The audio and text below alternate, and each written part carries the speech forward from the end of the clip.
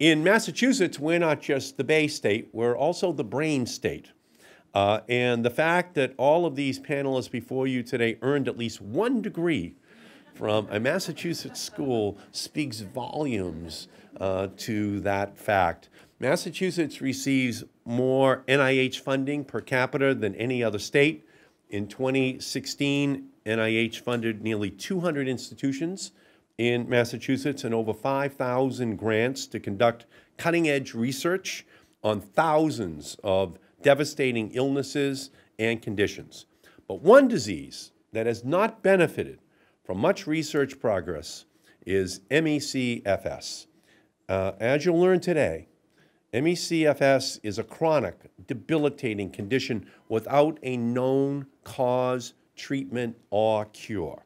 This disease has been in the shadows for too long, and today's briefing is an important step to shining a light on this condition and what we can do collectively to help improve the quality of life for those who are impacted. We still don't know a lot about ME/CFS, but here is what we do know. At least 1 million Americans, and likely more than double that, are living with ME/CFS, and the vast majority of them are women. The impact of this disease on the lives of those affected and their families is not inconsequential. While the severity of the condition can vary, many experience extreme fatigue, pain, a foggy mind and memory, and often an inability to leave the home or even the bed. In fact, Rivka's determination to come to my town hall in Northampton to sit in her wheelchair and to speak so eloquently about life with this disease was not easy for her. It just further illustrates her commitment to improving health outcomes for individuals with ME/CFS. And ME/CFS carries a substantial economic burden as well. The disease costs the country somewhere between $18 and $51 billion each year. Yet in 2015, the NIH devoted $6 million in research on ME/CFS compared to the $17 million the agency spent on smallpox, a disease that has not naturally occurred in the United States since 1949 and was considered globally eradicated in 1980. This isn't meant to belittle the importance of continued investments in smallpox, but it does starkly speak to the lack of attention ME/CFS has received from the research world. Momentum is building for this, largely because of advocacy efforts from many of the individuals who are here today. And although the NIH announced late last year that it will be committing more agency resources and research dollars to ME/CFS, we must ensure that promise isn't broken in this new administration. This includes fighting against President Trump's proposed 18% cut to the NIH research budget. We also have to ensure that public awareness campaigns and other federal initiatives are utilizing the most up-to-date science about this disease. Today, you will hear directly from the ME/CFS community about why these commitments are vital. We'll explore what is known about the epidemiology of the disease, as well as the impact of the lack of diagnostics and treatments for this condition. We'll hear from patients about what it's like to live with this disease and why additional research and attention is critical right now.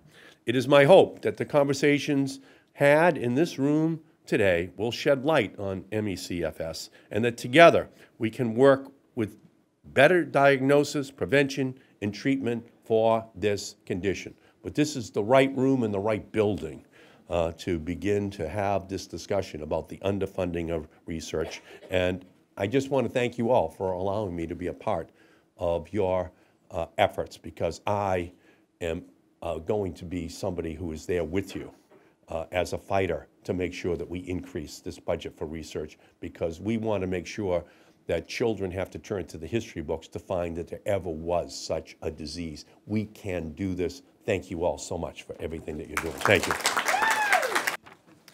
Wow, thank you so much, Senator Markey. Really appreciate you taking the time. And I know you have a vote, so thank you. My name is Emily Taylor. I'm the director of, yes, go ahead and unplug it.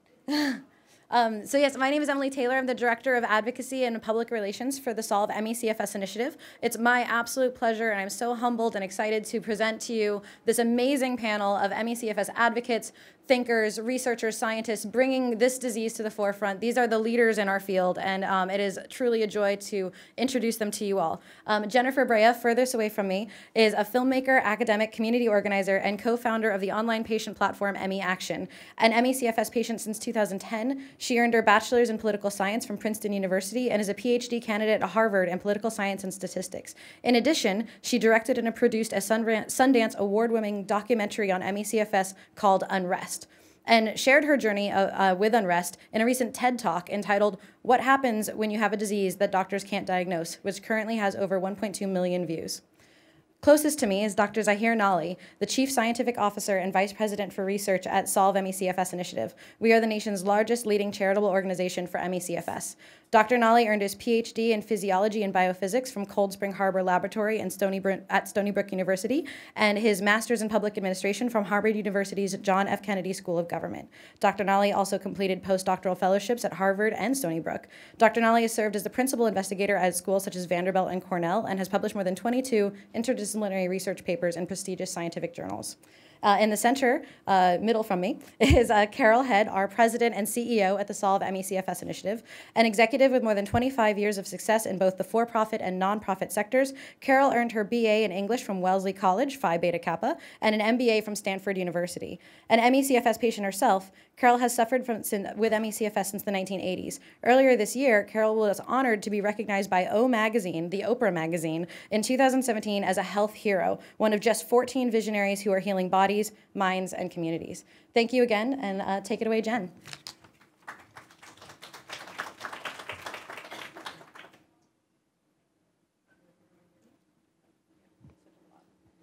I did.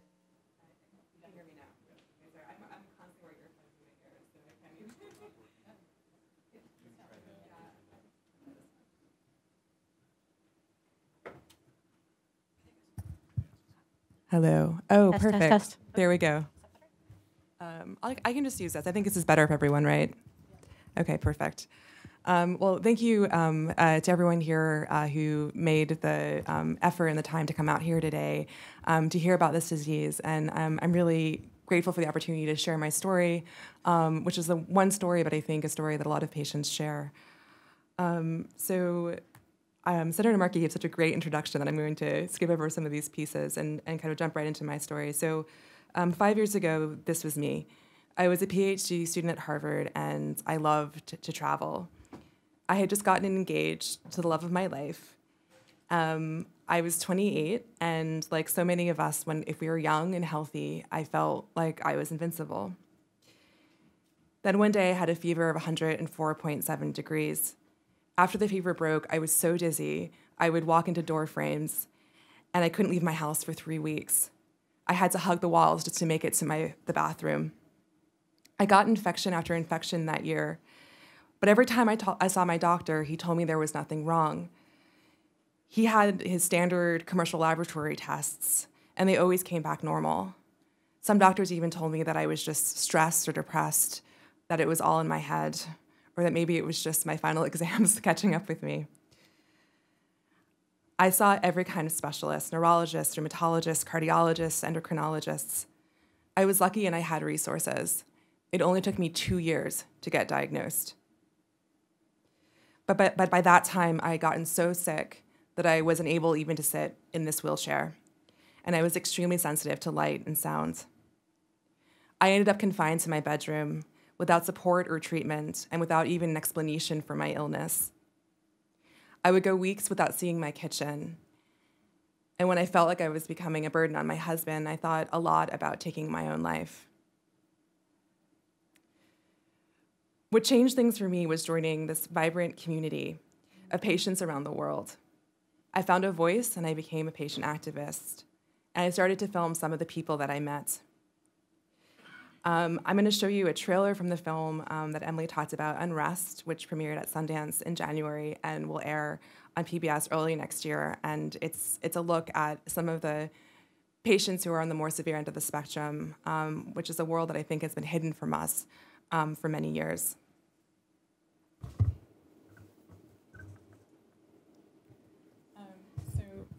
Thank you. Senator Markey gave an amazing overview of some of the numbers, but I'm going to just sort of reiterate them a little bit because I think they're worth kind of digging into. So we know from the Institute of Medicine report that between 836,000 and 2.5 million Americans are affected by this disease, which means that it's at least twice as common as multiple sclerosis. And it's a disease that costs the economy roughly $24 billion a year. And I've been really grappling ever since I got sick, and this was not a disease I knew anything about, and I had ever really heard of before I became affected by it. And I still don't fully have the answer, but I have been trying to kind of figure out over the last many years how a disease that is this prevalent and removes millions of people from their lives, often in their most productive years, how as we have as a society, not only done almost nothing to help them, but have often added to that that marginalization and added to the stigma. And so how do we get here? I think that there are three core reasons. First, the stigma and misconceptions about the disease. Second, a lack of medical education. And third, a lack of research funding. And so as far as stigma goes, when you hear the word chronic fatigue syndrome, what do you think of? You think of someone who is chronically tired and perhaps a more severe version of something that we all feel from time to time. Here's how I would describe it. I feel like I am a broken iPhone battery that only ever charges to about 40%. And as long as I stay within that 40%, I look normal and I can function. But if I exceed whatever my metabolic limit is, all of my symptoms, neurological, cardiovascular, gastrointestinal, they all flare. And I will end up bedridden in a day, again, sometimes for days, sometimes for weeks, unable to speak or even lift my head. This is a spectrum disorder, so for some of us, our battery may be able to charge to 90%, and we can still work, but we have to spend a day a week in bed recovering. This is Whitney. His battery charges to probably only 5, maybe 10%. He's been bedridden now for 3 years. He can't speak. He can barely tolerate the touch of a loved one or the sound of a human voice. It is difficult for even his family to be in his room. And so he lives at home, but no one has spoken to him in years. Carol is going to talk later about some of the concrete ways that you can help us to take action, but I think that every single person in this room and every single member sitting in Congress can help us just by using the soft power of their offices to help us dislodge this image, which has done so much harm for so many years. So I invite you to support your constituents' advocacy efforts, support our National Day of Awareness, which is May 12th, when it comes again around next year, and communicate your support of this disease to the agencies that I think can and should do more to address this major public health issue. The second is the lack of medical education. So CFS is not a part of almost any medical curricula. And Nancy Klimas, who's a doctor you saw in the trailer, when she was at the University of Miami, used to have to teach medical students during lunch about the disease because it wasn't taught at her university.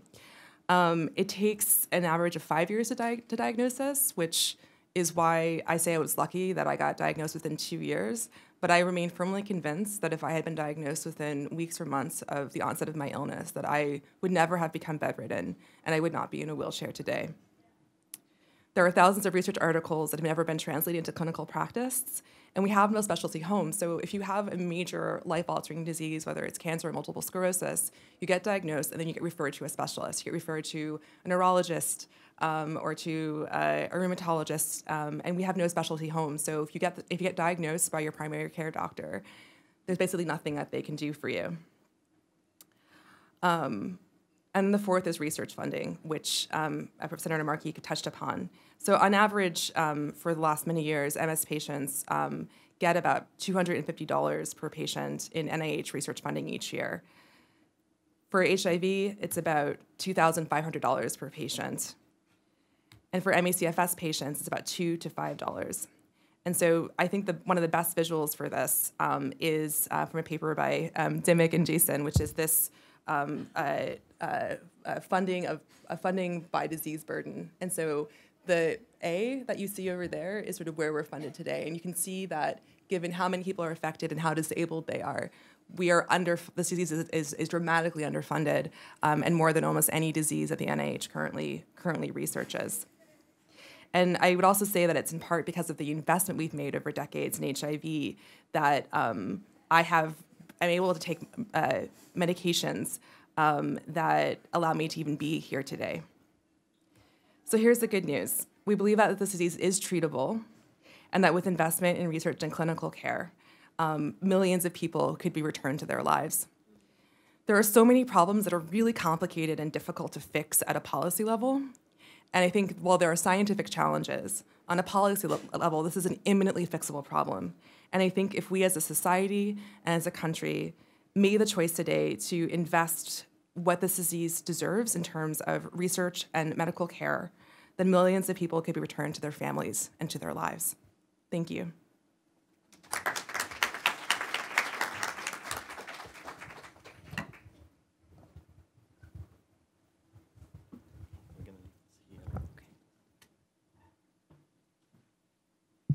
Thank you, Jen. Wow, heartening. And thank you all for coming today. My name is Nalli. I work for the Solve ME/CFS initiative. We are switching some of our setup here. Let's go first slide. There's a title slide here that says, among the mysterious illnesses that science has yet to uncover, ME/CFS turned out to be one of the most challenging. These are not my words. These are the words of the director of the NIH, Francis Collins. Our organization is led by Carol, our fierce leader here, and a formidable board of directors. Many of them are in this room today, but also an amazing research and scientific advisory council with many familiar faces, as you can see here, from Dr. Komarov to Dr. Montoya to Dr. Levine and Rowe and Kogelnik and Bateman and other of these thought leaders. Next slide. So a shout out to them and to all the healthcare professionals who are working on this disease. These are really the true heroes after the patients and their families. As Jen has mentioned, this is a little bit of the epidemiology about the disease. We only know a little bit about the epidemiology, so that's an appropriate statement. This is a disease that affects up to 2.5 million in the United States. It affects more women than men. And listen to this number, 25% of patients become housebound or bedbound at one point in the disease illness trajectory. And 91% of patients are undiagnosed. Again, listen to that number, 91% are undiagnosed. The common cause of this disease is still unknown. We don't know the etiology of ME/CFS. There are no FDA-approved drugs, and there is a poor understanding or grasp of the natural history of the disease. These are some of the challenges that Jen also touched on: misinformation and antagonism. We have lack of critical mass of researchers. We have insignificant funding for research. These are related. We have several diagnostic criteria that makes it very hard to compare data and studies with fidelity. We have elusive etiology, as I mentioned, and lack of FDA-approved drugs, absent pharma investment, big pharma investment. We have insurance and ICD coding debacles. We have hard career path for researchers, no feasible biomarkers, really, and poor grasp of the natural history and minimal patient support. But for me, really, the cardinal problem is really the severe knowledge gap. And let me illustrate that with this graphic. These are 4 terrible diseases plotted here on this graph, a publication per year as a function of time. And as you can see, we can define the curve for autism, Alzheimer's, multiple sclerosis. In ME/CFS, it is a flat line. That is our knowledge gap. This is the lack of information misinformation that is essential, and that correlates very much with investment and spending in research. In fact, MECFS ranks at the lowest, as Senator Markey said, and as Jen has mentioned, the lowest in spending. These two go hand in hand. So we have shortage really in all the domains, investigation domains that should exist in this disease, whether it is descriptive, mechanistic, therapeutic type of investigations. And we don't have time today to go through all of these problems. Next. But at least at the basic level, at the most descriptive level, we have, next please.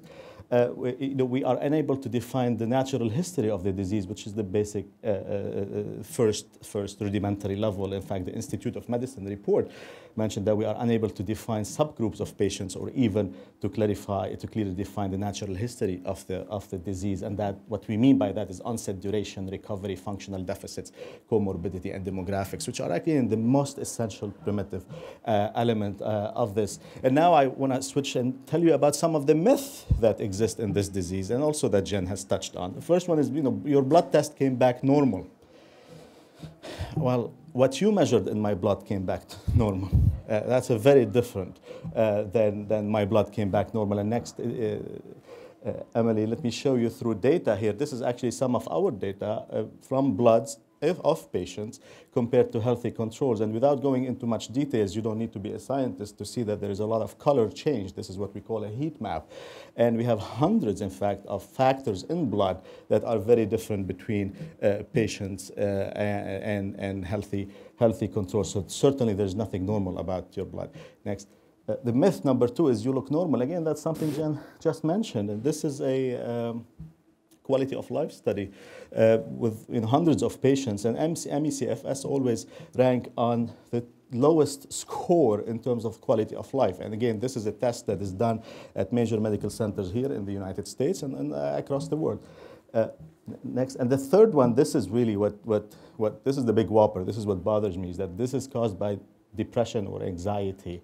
And understanding that depression and anxiety are necessarily the secondary cause of any complex medical disease. It's not the primary cause. In fact, I tried as a scientist to think very hard and look at the evidence. And if there is a disease that is screaming out to you that I'm not a primary depression type disease, it's this one. We have increased cortisol level in depression and anxiety. Here we have a reduction. We have enlarged adrenal gland. Here we have a reduced in size and function of these glands. We have reduced serotonin with depression, actually a classical characteristic. Here we have increased in serotonin level. We have lack of motivation in depression. Here we have lack of energy, not motivation. Exercise improves depression. In fact, exercise leads to a crash and post-exertional malaise in this disease. Again, these are all factual data that debunk this type of misinformation out there about the disease. So the challenges persist, yet recent development are also palpable. I do not want to leave on the bad note or on the negative note that this is a disease that is that changes are not happening because of the work of advocates and researchers in the space. We have better commitment now from government agencies, and we have increased in scientific and advocacy effort.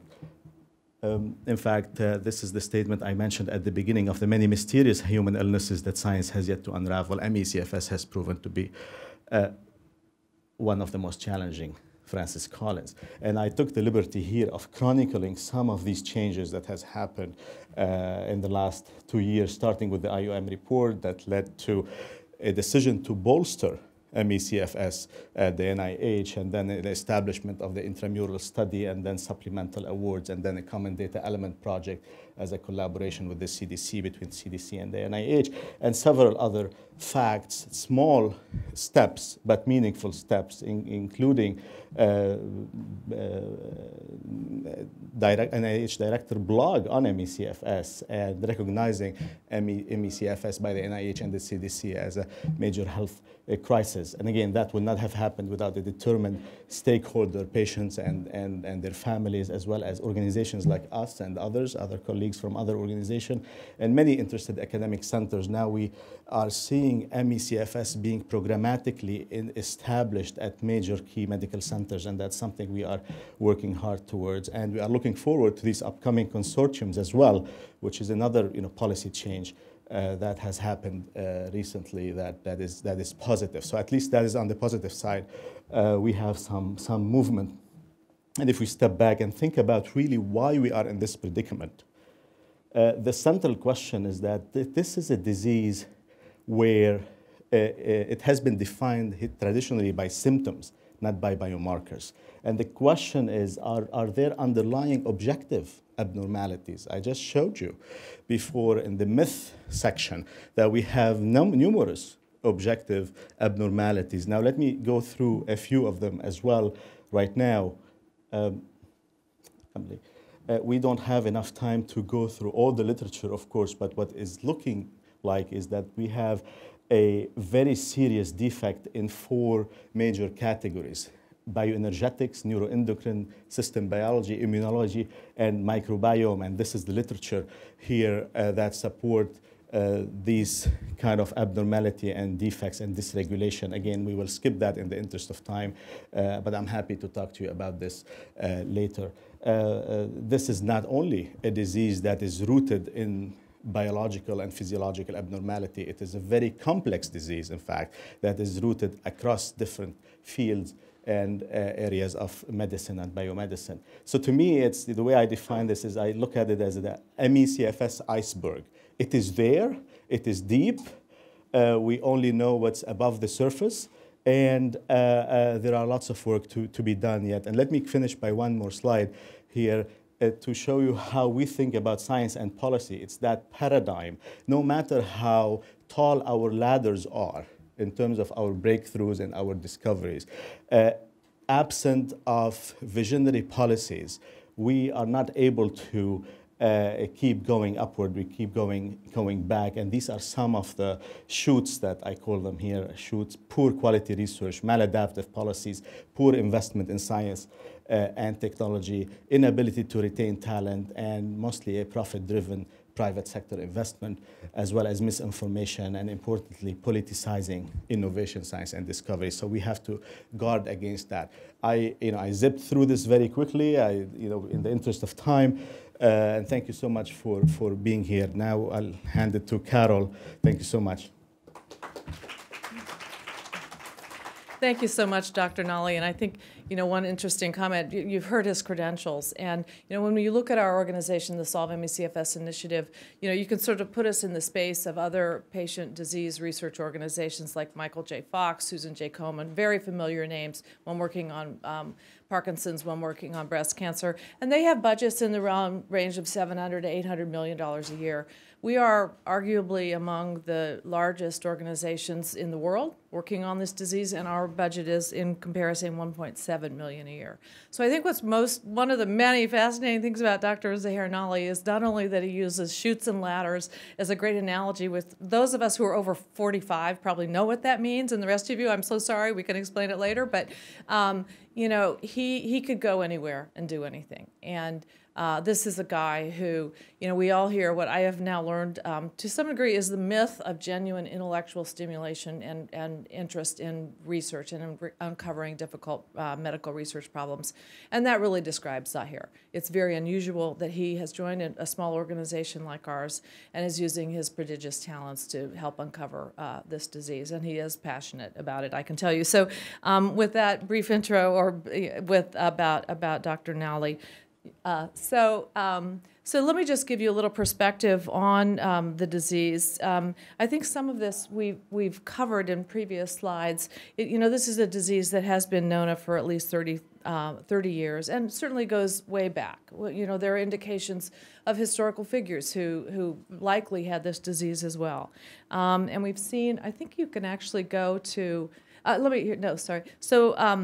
So the challenge is that although everything you've heard today from Jen and from Senator Markey and from Dr. Nalli is that we still lack a unified federal response to this disease. And there have been some efforts here and there at CDC, NIH, I will say, although if I could be, probably a little late, like a couple decades on the uptake to begin to invest in this disease, has in the recent year begun to do some serious work in NIH. It will be hard for us to catch up for those 3 decades in which substantial work was not done. But also at AHRQ and HRSA, which those of you who are policy people will know, those acronyms are very important to moving forward not only the medical research but the dissemination of information in our society so that doctors are educated and so that the disease is taught in medical school. So the needs are great. And we are in our organization, and Jen in hers and others, are really, truly picking up where the federal government has failed us. And I say that as a citizen who loves this nation and has always believed in the power of government. And we're here because we believe in the power of government. It really is the obligation of CDC, NIH, and these other agencies to care for their citizens. And so we do pick up the slack where we can, and our dollars are minuscule compared with what we know could be done when NIH, CDC, and the others truly engage. Next slide. So I think you've seen this slide. Really the disparity in spending per patient is shocking, frankly. And then part of me says, next slide. Part of me says, well, maybe not such a big deal. You might have thought that an hour ago before you learned as much as you have. Maybe it's not that serious a disease. But when you put together the prevalence of the disease, how common it is, and I will say to you, every one of you in this room knows someone with ME/CFS. It is so common. Of every 250 Americans, there's 1 or 2 who has it, and you all know more than 250 people. So you do know people with this disease. What you may not know is that you know they have it, and they may not know. As only 10% of patients are diagnosed. And so start to think about it. Your mother's high school friend who could never quite leave the bedroom. What was that? So when you put together the prevalence of the disease, the enormous severity of the disease, there is really no cogent argument for the underfunding that has occurred from our government. So, and again, I think Jen has expressed Jen has expressed beautifully the pain and suffering, and really behind Jen stand several 100,000 Americans who are in the same sort of situation. And we ran a billboard in Times Square, and really, the gentleman on the upper left-hand side was a sophomore at Stanford University when he became sick. And now he's so sensitive to light and sound that he lives in a state of sensory deprivation. He must cover his eyes and his ears and can't watch TV, can't read a book, can't listen to a podcast. So that's his life and has been for many years. He actually has been hospitalized now for 3 months, has come home, and I will say his survival is not guaranteed. This disease can be fatal. And so there's Tom before and after, Glamour magazine before and after. And the not only the pain and suffering for Tom and his family, but as a culture, our society, the loss of his energy and brilliance, I think is invisible to us. But here it is. So I don't know if you go back to a slide for the other 2. If you maybe go back with the 3 photos. And then on the upper right is a young woman who also is quite sick and who has to be fed by a tube. I don't know if any of you have experienced that. It is extremely uncomfortable, and that's in addition to the other suffering that she has. And then at the bottom is a young woman, and this is not uncommon, whose mother has learned she can't leave her bed, she can't go to a doctor, so her mother has learned to give her drips, regular drips of saline to help keep her blood pressure up and to give her nutrition. And so these photos do describe the 25% or so of extreme patients, and they are out there, all of them right now, and behind them stand hundreds of thousands of others. So I think we can move ahead now, Emily, a little bit. So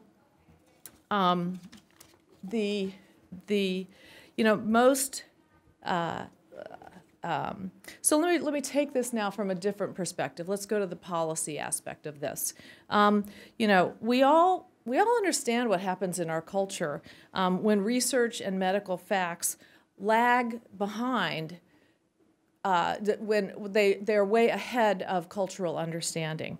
You know, we look at this as the way MS was in the 60s, when it was believed to just be the bad nerves, nervosa. It was not believed to be a genuine physical ailment. And I think all of us are young enough to remember that autism, even in the 90s, was blamed on cold parenting. And it's humiliating now to believe that we could have had such misconceptions about such serious, painful, and debilitating diseases. And so we're all creatures of our culture. And this disease has been laughed off as a joke, as you heard on the commentary in Jen's film. And I've been told, I'm tired too, Carol, just get over it. So we've seen this pattern before in our culture. And I will just say that really there is a special kind of hell reserved for individuals who have a disease before our culture understands it. They not only suffer with the disease, but they suffer with not being believed and not being supported. So we now know better about autism and MS.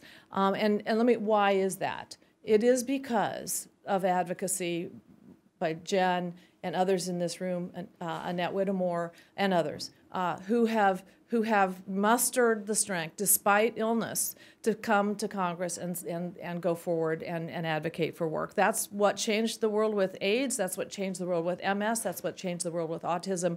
And we are now beginning that process. So you all in this room are key for us. You will help us change our culture, our world, and give hope to patients. So let me just be very specific about why we are in this hall of power today. The more we can engage you all with us to do the right thing, we have a couple key asks.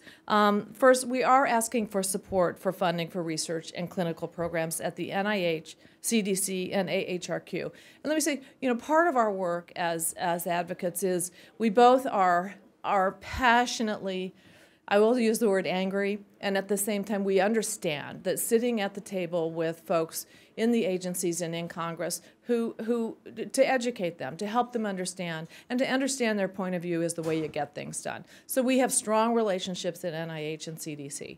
And I will say, we are well aware that Congress should not, it is not appropriate to tell NIH what to do.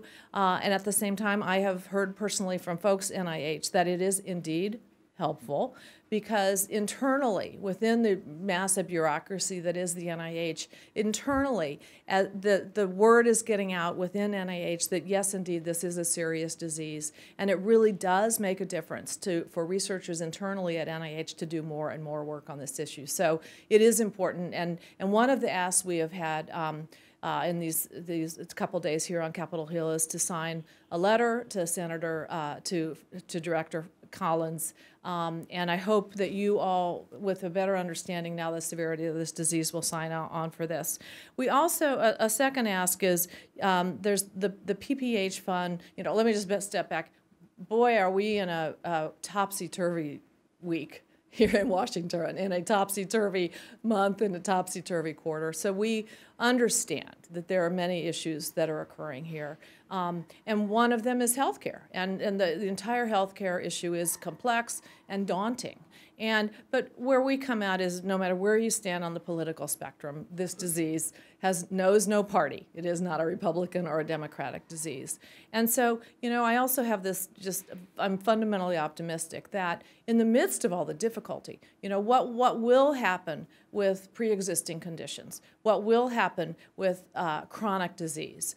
This is a chronic disease. What will happen with some of those issues, particularly the issue of looking at chronic diseases like ME/CFS, is critically important. Now, one of the unfortunate elements, just procedurally, because this is where you all staffers live, is that the minuscule $5.4 million that has been allocated to the CDC, specifically line item for ME/CFS, unfortunately is bound up in this $1.2 billion appropriation to, I always get the acronym wrong, the the PPH fund that is really tottering and may go away.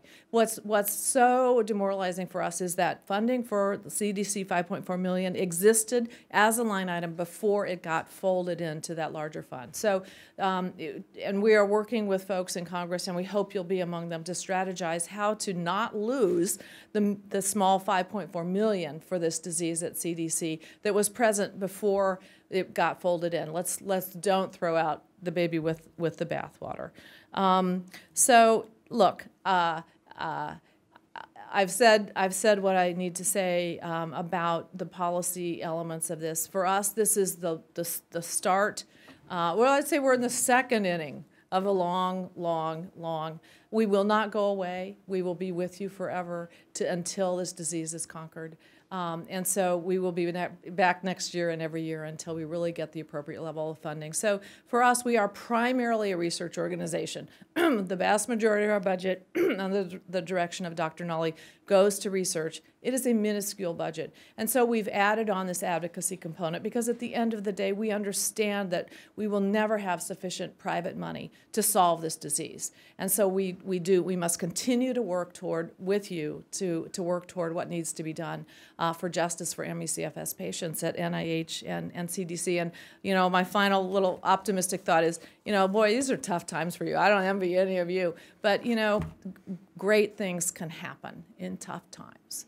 This is that little flower that comes up through the cracks in the sidewalk where you can be part of doing something that matters and is good and that serves millions of Americans. And I thank you so much for being with us here today, and hope that you will join us in continuing to have justice for patients who suffer with ME/CFS. Thank you so much.